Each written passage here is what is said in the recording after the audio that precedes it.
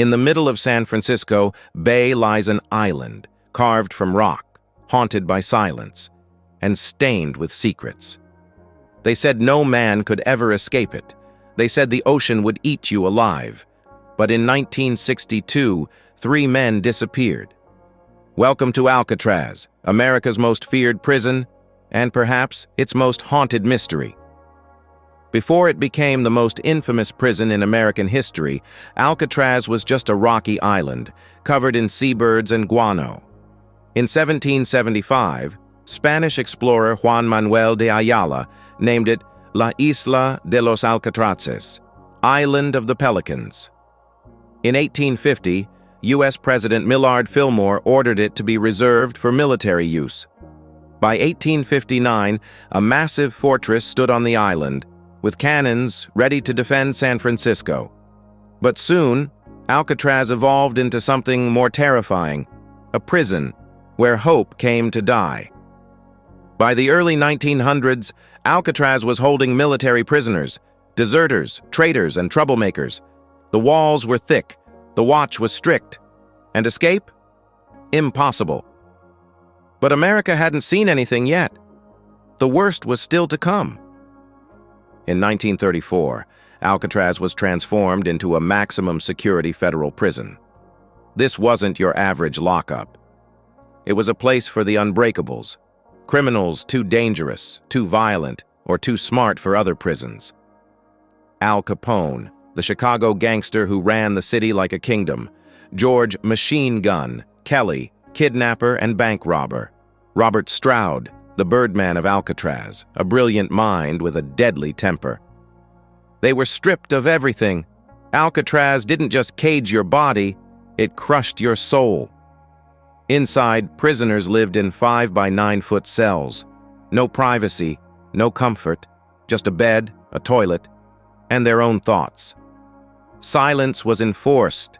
Violence was common. Solitary confinement, known as the Hole, was a dark pit where men lost their minds. Every prisoner could see San Francisco, freedom just a mile away, so close, yet utterly unreachable. June 11, 1962. In the dead of night, 3 prisoners vanished, Frank Morris and brothers John and Clarence Anglin. They dug through air vents using spoons stolen from the cafeteria. They created fake vent covers from cardboard. They crafted lifelike dummy heads from soap, toilet paper, and real human hair. They climbed through a utility corridor, scaled the walls, and launched a makeshift raft made of 50 raincoats sewn together. They were never seen again. The FBI called it a failed escape, said they drowned in the frigid water, but no bodies were found. In 2013, a letter surfaced, allegedly from one of the escapees. It said, "Yes, we all made it that night, but barely."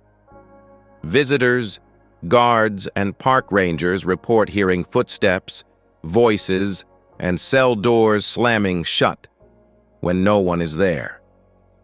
Cell 14D is known as the most haunted. One inmate claimed something with glowing eyes watched him at night. The next morning, he was found dead. Was it fear? Was it madness? Or something else that still walks these halls? By 1963, the prison was falling apart. It cost more than 3 times the national average per inmate to operate. The government shut it down. Silence returned to the rock, but not peace. Today, Alcatraz is a national landmark. Over 1 million tourists visit each year. They walk the same cells, hear the same silence, and feel the same chill. But the island still hides secrets of inmates who vanished, of ghosts that never left, and of a system that broke even the strongest.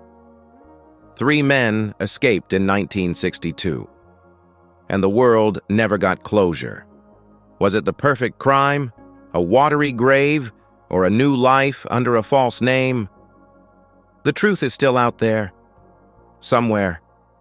Alcatraz may be just a tourist site today, but once the sun sets, the rock remembers everything. Think they survived? Or were they claimed by the sea? Let us know your theory in the comments below. Subscribe, like, and hit the bell, because next time, we're diving into another mystery that history tried to bury.